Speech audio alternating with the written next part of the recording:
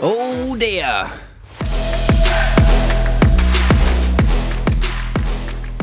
Welcome, Blue Believers, to another episode of the Stamford Sync, where we are syncing up with everything Chelsea FC. And today, that means we're talking about Enzo Maresca's decidedly pointed comment in his post-match presser after Chelsea's really good 2-0 win against Everton yesterday.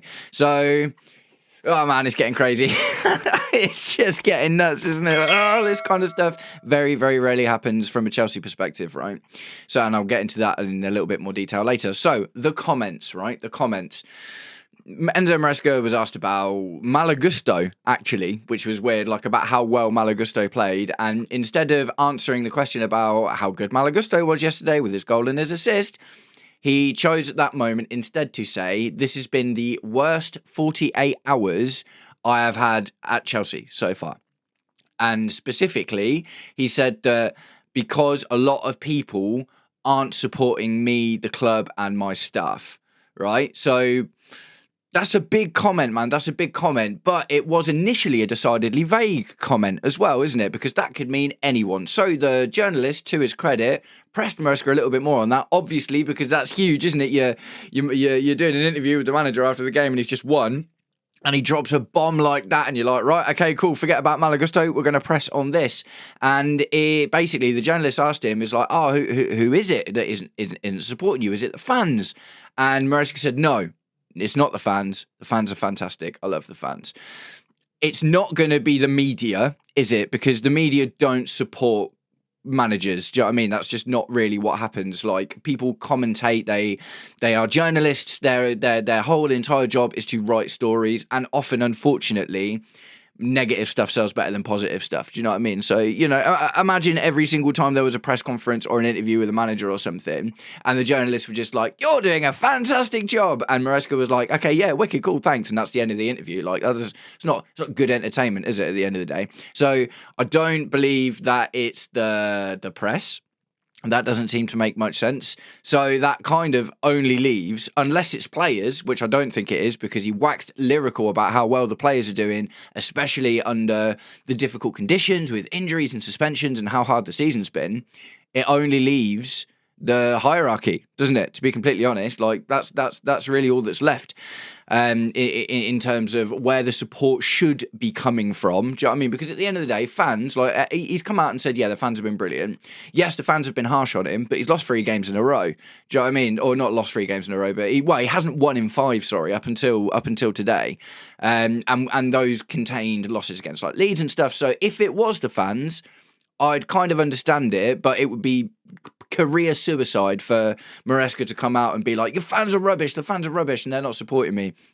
Obviously, like I say, I don't think he's going to have a problem with the media, so it only leaves the internals, doesn't it? And why this is interesting, I reported on a story the other day, yesterday, in fact, so there was it was a wild rumor, man. And if I'm honest, I think it mostly came from social media and was picked up by news outlets rather than kind of originating from a more credible source itself.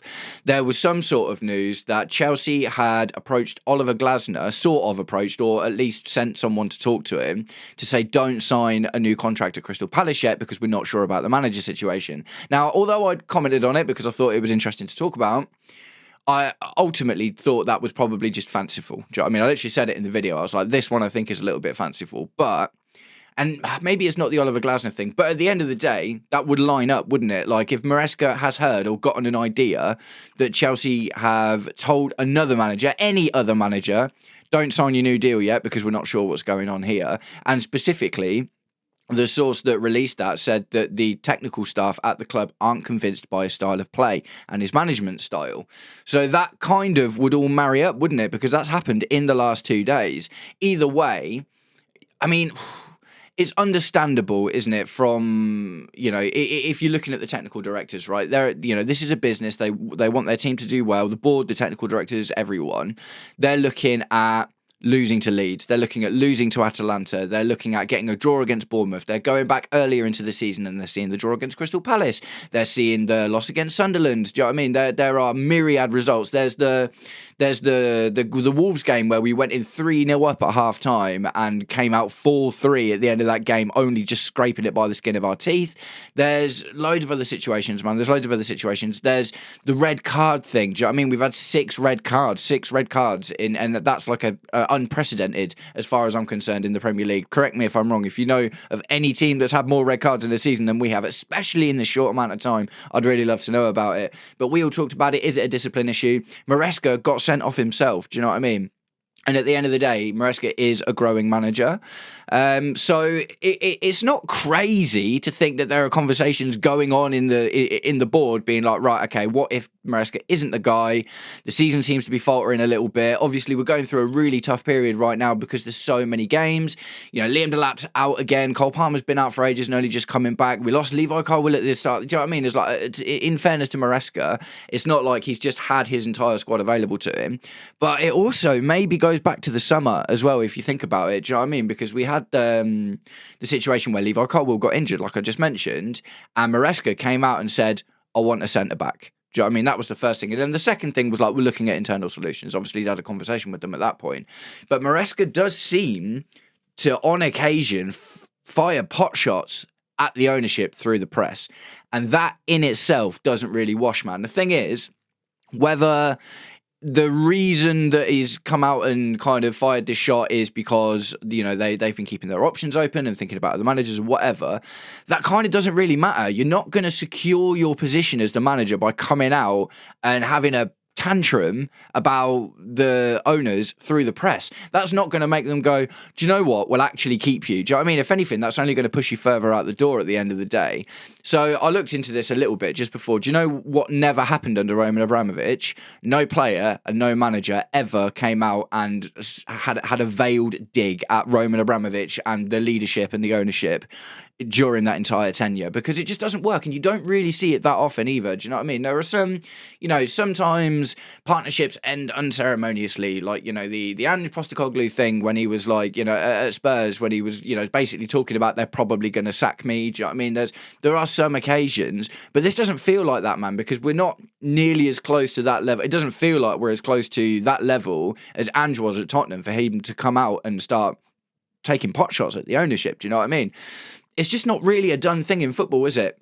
And if I'm completely honest, I just don't really see the benefit for Maresca unless he's done and he wants to, you know, and this is pure speculation from my part. This is literally just me feeling out the situation. But at the end of the day, what does it do for you, man? What does it do for you? If you're happy in your job, you like your players, you like your team, you're having all of this money thrown at you. Yes, you would probably like a little bit more choice in, you know, bringing in centre-backs from Levi Cole, whatever. Okay, yeah, cool. I'm sure every single manager wants more out of their ownership than they're getting. I'm sure that's just, and it's not even managers, is it? That's another thing. It's coaches now. And this is a huge thing, isn't it? It's like when Maresca took this job, the same, I'll get into it. I need to back up a little bit. When Maresca took this job, he will have gone into this job knowing that the only control he has for the most part is the team that he's got, and he can probably tell the board, the technical directors, whatever, the kind of profile of player that he wants,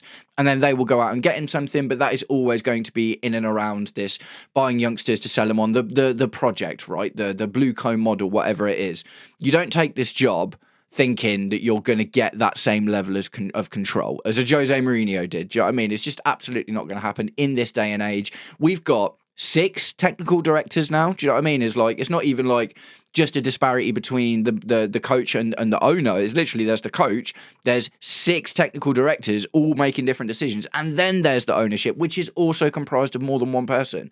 There's so many different levels now that you can't just, you know, you're never going to get that kind of control. And I don't think Maresca ever thought he was going to get that kind of control. So that brings me back ultimately to what's the point? What's the point? Unless it's pure petulance, and that is bad. Do you know what I mean? That is a bad thing, man. Is like, we've kind of seen it before. Do you know what I mean? With you see it a lot with players, whatever. But do you know what I mean? With managers, like I say, we saw it kind of when Maresca came out and talking about the centre back thing. It's like that was kind of a dig at the ownership and the model and stuff. But it's like, bro, this is the model you signed up for. So the other thing I think is interesting about this is we look at the Pochettino, the Pochettino stint. It was literally just a brief stint, one season. Pochettino was on like a 1+1 or he had a 2-year deal. Graham Potter was given a 7-year deal. Enzo Maresca was given a 5-year deal. These are quite lengthy deals, saying that when they've hired these managers, they expect them to be there a long time. Pochettino went in signing a 2-year deal because he wanted the job, but he probably knew it wasn't for him long term because, for instance, he wanted to keep hold of Trevor Chalobah and Conor Gallagher, and the ownership at the time, obviously we kept Trevor Chalobah, but the ownership were like, absolutely not.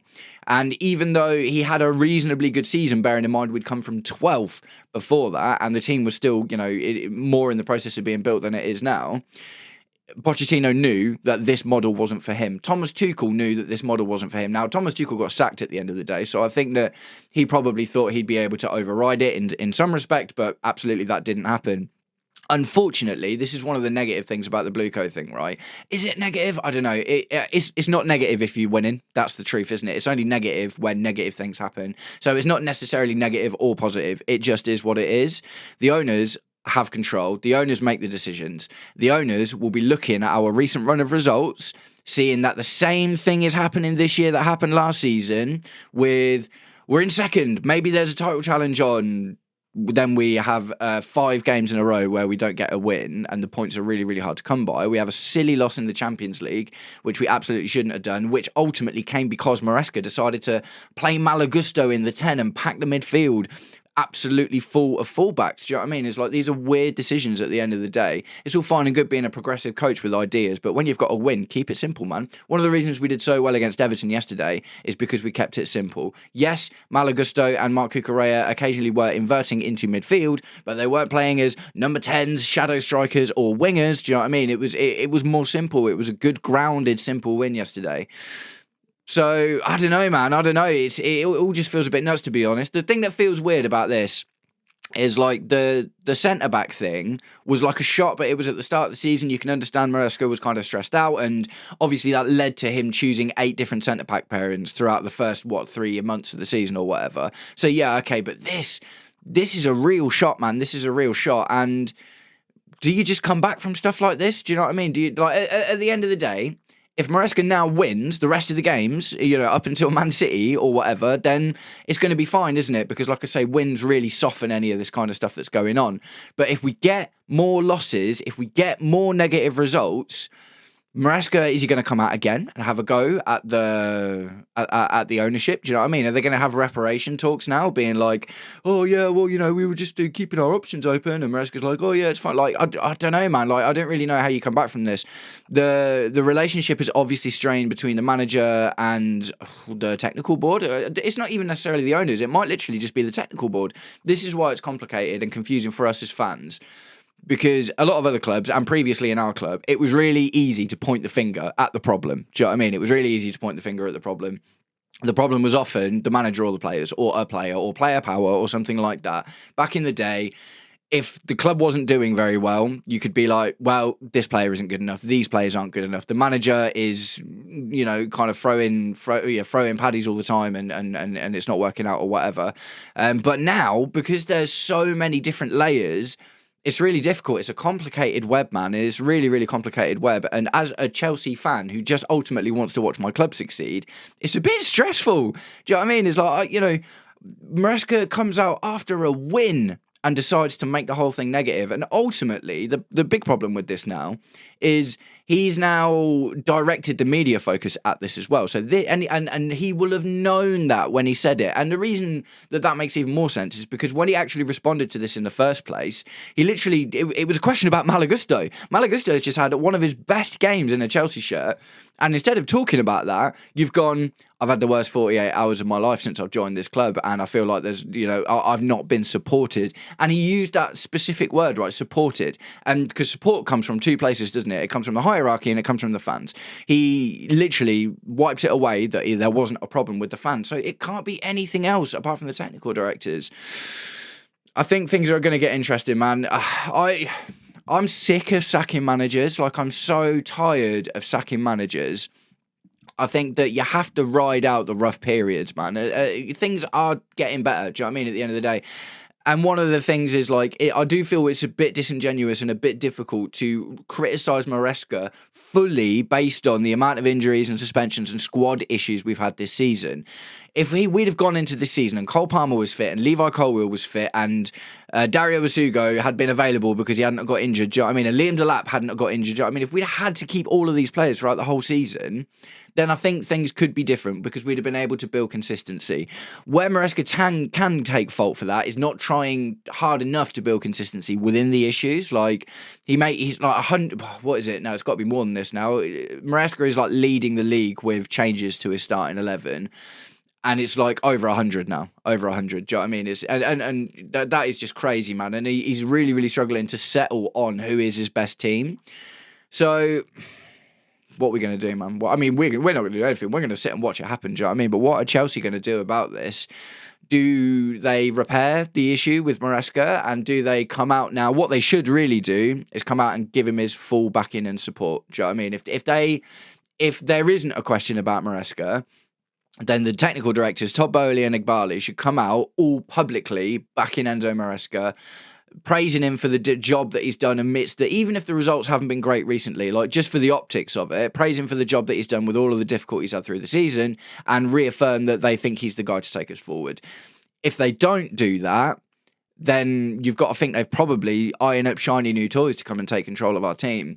This is a really interesting thing because I'm not Maresca out, and I don't really want to see. Like I say, I'm just sick of us sacking managers. I'm absolutely sick of people just coming in, and it's a little bit different because ultimately, like, the problem with sacking managers before is managers buy players for their system, and then when a new manager comes in, you've got loads of players from the old system, and it takes a while, and do you know what I mean? It's difficult. Like, it took us like 5 years to recover from Antonio Conte's team because we were just built for a back three and nothing else.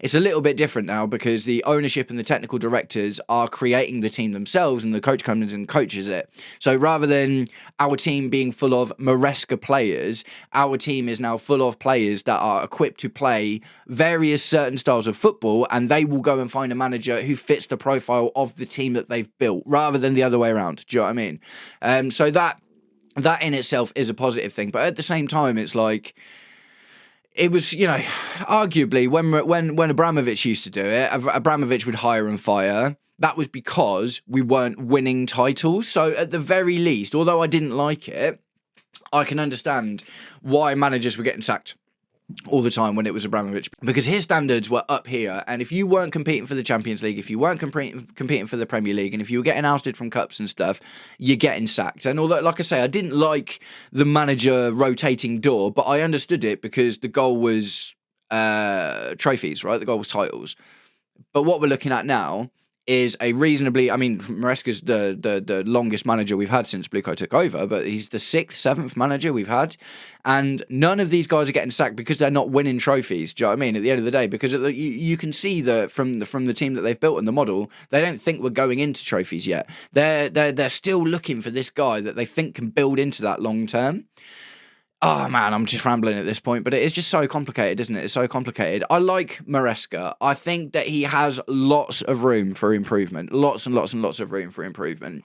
I think that he's maybe a little bit arrogant in a technical way rather than like a fun, bolshy way like Mourinho was, where he was just like, I'm the best. I think Maresca thinks that his system is the be all and end all. Do you know what I mean? And I think that he's convinced that the reason that we're not doing well is not because of his system. But and you see that in stuff like the substitutions, the mental substitutions that we keep seeing, man. Do you know what I mean? Malagusto playing at the 10, midfield full of fullbacks and, not putting attackers on. Silly things like the Man United game where Rob Sanchez got sent off, leaving Cole Palmer on, even though he was injured. Like, there's just so many crazy substitutions and decisions that Maresca has made vis-a-vis the team, and even things like arguably the lineup for the Leeds game as well. Do you know what I mean? It's like I kind of expected a lot of rotation, but that was based on what we'd seen. But the truth of the fact is we really needed to win that game, and the starting 11 that he put out. Sorry, I'm just moving my microphone because I'm getting really animated, so I'm knocking it all over the place. But the starting 11 he put out against the Leeds game was still ultimately experimental. There's players like Yoro Hato who aren't even getting a sniff. So there's players that are playing too much. There's too much rotation going on. But at the same time, even with that, there are players that aren't even getting a sniff. And it is all just very confusing and complicated. So I've been ranting about it for a little while now. But guys, I'd absolutely love to know what you think. Is this the beginning of the end for Enzo Maresca? Do you think like I say, for me, no one ever came out and criticised Roman Abramovich. Do you know what I mean? If they had a problem, it was all kept internally. I think that the ego from Maresca to come out and not even a very veiled dig at the ownership through the press after a win is a bad idea. It's bad for him, it's bad for the team, it's bad for the fans, it's bad for the ownership. The only thing it does is draw media attention to his situation, which ultimately he just started to turn around because we got the win against Everton. So tell me what you think about it, guys. Was this a bit of a faux pas from Maresca? Was he right in coming out and lambasting the ownership for not supporting him? What do you think the reasons for it are? Do you think that it is the ownership? Do you think he's talking about someone else? Do you think that we might be looking at an Oliver Glasner or Xabi Alonso's just freed up, I think, from Real Madrid I saw the other day? Is it time to make a mid-season change before the January transfer window? Do you think another manager could come in and do a better job with the crop of players that we've got despite having all the injuries? Or is ultimately Maresca actually doing pretty well? Nice one, guys. Thanks for sticking around until the end of the video. If you did, I'm going to wrap it up there and I'll catch up with you all very, very soon. Take it easy. Peace.